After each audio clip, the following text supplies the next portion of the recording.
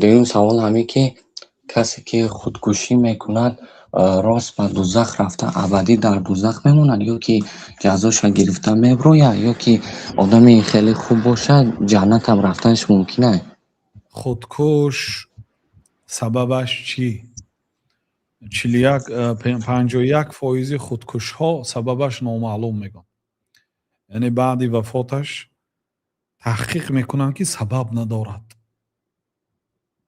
سببش معین کرده نتونست. مثلا هست آدمایی که سحر قدی بعدی بامداد 4 کس میبیان قرضتی گفته فشار میبیارن میرد خودش میآویزد، خودش به دار میکشه. سبب معلوم اینه، یعنی گویا از قرض گریخته است. این خطا هست. میلیارد قرض داشته باشیدم راهی گریز نیست این خودکشی. و کجا میگریزید؟ کجا روید؟ ملک الله تعالی هست. قرض باید تید. پیامبر صلی الله علیه و آله گفتن که یغفر للشهید کل شیء الا الدین. برای شهید همه گناهش بخشیده میشه غیر قرض. قرض بخشیده نمیشه. قرض حق آدم است، حق الله تعالی نیست. از آدم پول گرفتید باید گردانید. آدمایی که قرضدار هستید، فریب دادید، امروز وای آدم در دیگر کشور است، شما یافته نمیتوند، پولش ستانده نمیتوند، شما در روی زمین الله تعالی زندگی دارید، فردا با همین تگی زمین میرید، از قبضه الله تعالی هیچ جا گریخته نمیتونید. حالا روز قیامت اون دینارها و درهمها، یعنی هر یک دلاری که قرض گرفتید و ندادید، بعد پرسنتش کتی میتید روز قیامت. بسیار کلام میشد، بسیار عظیم میشد، داده نمیتونید. ثوابتون باشد، ثوابتون گرفته به اون صاحب پول داده میشه، چون که شما به عرق جبین مهنتی که کرده است به فرزند شاید نداده است، به شما داده است، در وقت ضرورتتون گرفتید و گریختید، برنگردانیدید و روز قیامت خیلی کلام میشد، داده نمیتونید. بعد ثوابتون باشد میتید. این خیلی آدمانده ثوابش شدنش هم کم است. ثوابتون باشد، ثوابتون همیشه به او داده میشه تا زمانی که قرضتون صاف شود. اگر ثوابتون نرسد، غالبا نمیرسد، گناهی و آدم گرفته به گردن شما پرتافته میشد. پیامبر صلی الله علیه و سلم میگه ثم طرح فی النار، سپس به آتش دوزخ پرتافته میشد. طرح یعنی پرتافته میشد به آتش دوزخ. گناهی و آدم به شما میگذرد، او چقدر گناه کرد و گناهی و آدم شما جزا میکشید. ببینید، یعنی این حدیث از یک جهت به آدمایی که بیچاره هستن، پولاشون آدمو گرفته فریب کرده، گریخته گشت از جانشون در میکند که پولی من نداد گفته، با اونها تسلیت است که روز قیامت هست، حساب و کتاب است، و به اینها تهدید است. حذر کنید تا برادر، ترستان از حق مردم، قرض به صاحبانش برگردانید. خب چی بود سوال؟ خودکشی سببش اگر معلوم باشد و خودی همین آدم به الله تعالی به روز قیامت ایمان دارد، عقیده سالم داشته باشد، این آدم مرتکب گناهی کبیره شده است. یعنی این آدم به سبب خودکشیش کافر نشد، الا اگر خودکشی حلال گوید. خودکشی حرام است. کسی خودکشی حلال گوید بله و کافر است، چون که چیزی که الله حرام کرده است خلاف همون اعتقاد کرده است، حلال گفته است، او کافر است. لیکن حرام این، لیکن من مجبوری خودم میکشم گوید، او خودکشی راهی نجات نیست برادران.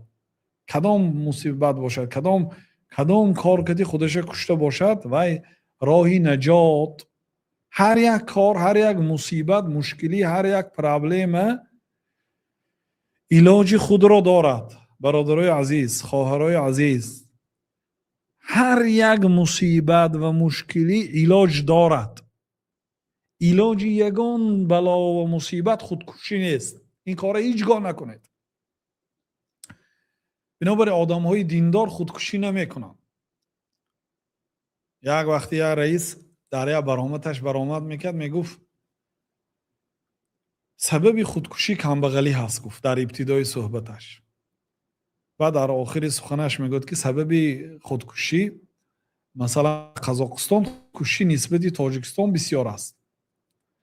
مردمی تاجیکستان نسبت به مردمی قزاقستان دیندارتر هستند، کمبغالتر هم هستند، دیندارتر هم هستند، لیکن خودکشی ها در قزاقستان بسیارتر بوده است نسبت تاجیکستان. دور نمیریم، اروپا نمیریم. اروپا باید خودکشی زیاد است از تاجیکستان دیده، برای چی؟ ایمان نداره. یا در امریکا خودکشی بسیار است. من یا بدبخت خودش کشته است میگن سال 2019. برای چی کافرها بسیارتر خودکشی میکنند؟ اینا فکر میکند که تمام همین که میموری خلاص خورده از مصیبت های دنیا. یا سحر خطی بینید روسای هم پیوه خوردگی حالی بامداد نشده است، مست در مترو. برای چی؟ اینا درد و مصیبت و مشکلی های حیات نمیخواهند چشند، بنابراین عقلشون میپوشن با این موادها، بعد خرسند میگردن. انازی آدمای کریستال میخوردگی در تاجیکستان همین خیلی از دنیا همین جای مشقت، از جای غم از غصه است. همین غم و غصه دنیای برداشت کرده نمیتونه آدمی بی عقیده، بعد کریستال میخورد، کوکنار میخورد، افیون میخورد، چکیده میخورد، تا اینکه ببینید همه وقت خندیده، همه وقت خندان، نسترینی ها خوب. برای همین غلامی نارکوتیک شدن. همین کافرای همین کارا میکنن. اینا نادرست، راهی نادرست طی میکنن. خلاصه در آخر سخنش میگوید که یعنی وقتی که در کشورهای ترقی کرده خودکشی بسیار است نسبتی دولت‌های کمبغل. این دلالت میکند که سبب خودکشی کمبغلی نیست. میگوید واقعا سبب خودکشی این بیماری روحی هست. روح همین آدم غذای سالم ندارد. تنه آدم اگر غذای سالم نخورد بیمار میشه. اگر روحش هم غذای روح نگیرد روحش بیمار میشه. خب هست بیمارهایی که اونایی که خودشون به قتل میرسونند، به نظر ما میبینید که خودش به قتل رسانده است، ظاهرا گویا خودش کشته است. همین های بعضی محققا میگن که 51% اینهای خودشون به قتل رساندگی نیست، جین اینهای کشتگی هست. جین اگر آدم به قتل رسانیدنی باشد همین طریقت غالبا میکشد. یعنی آدم او می آویزد گویا که در نظر ما همین آدم خودش را کشته است، لیکن وی جین به قتل رسانیده است. اگر واقعا جین وی به قتل رسانیده باشد وی آدم گناه ندارد، اگر مسلمان باشد. اینم بنابراین برادرای عزیز عقیده درست داشته باشید. کتاب اصول اعتقاد داریم. اصلا هر یک آدم، یک زن، هر یک مرد، هر یک کودک، فرزنداتون با همونا خوانید. سری دسترخوان پیش از اون که طعام میخورید یک ابزست خوانید، یک جمله خوانید: ایمان به فرشته ها، ایمان به پیغمبرها، ایمان به کتاب ها، ایمان به روز قیامت، الله تعالی کیست، نام های الله تعالی، صفت های الله تعالی. اعتقاد است. آدمی که اعتقادش درست است خودکشی نمی کند. رفت و از جانب جن ها یا از جانب انسان ها به قتل رسانیده شودم، آدمی اعتقاددار عاقبتش جنت است. آدمی مومن از مردن نمی ترسد. برای چی؟ همین که جانش برآمد و جنت می دراید. راحت است برایش مرگ. بنابراین فرزندان خود، اهل عائله خود را در روحیه ایمان تربیه کنید، بعد پروا نمی کنید. اونا کمبغل نمیشوند، بعد شما بای میشوند، کجا زندگی میکنند هیچ پروا نمیکنه. اگر فرزندتون به ایمان باشد، اگر فرزندتون پولدار باشد و به ایمان باشد، ترسید از اونا. تربیه خوب نداشته باشه، از اونا ترسید. برای همین یعنی الله تعالی خودش آدمی که خودکشی کرده است خوب حساب و کتاب میکنه. الله تعالی احکم الحاکمین است، حاکم ترین حاکم ها، قاضی ترین قاضی ها. و الله تعالی سریع الحساب است، تیز حساب میکنه. و الله تعالی دانا است، کسی را ظلم نمی کند. وضعیتش دیده به همون حکم میکند. یعنی اگر آدم مسلمان باشد، خودکشی این آدم کشی هست. یعنی یک گناه کبیره هست. یعنی اگر مؤمن مسلمان باشد، اکنون مؤمن گفته نمیشد، مسلمان باشد